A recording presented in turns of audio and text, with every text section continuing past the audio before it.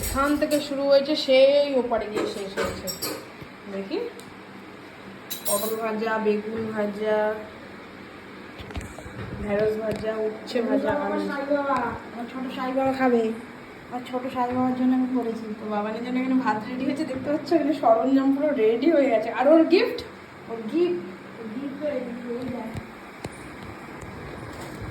gift